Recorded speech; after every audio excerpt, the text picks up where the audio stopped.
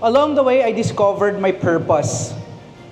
I help people see with their vision. But I didn't realize that I was so blind inside. We can see clearly with our eyes, but in reality, we are so blind inside.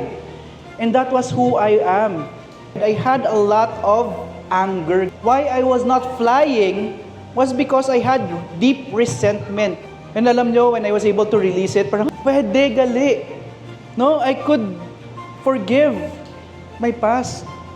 And what happened when I was able to forgive my past, everyone?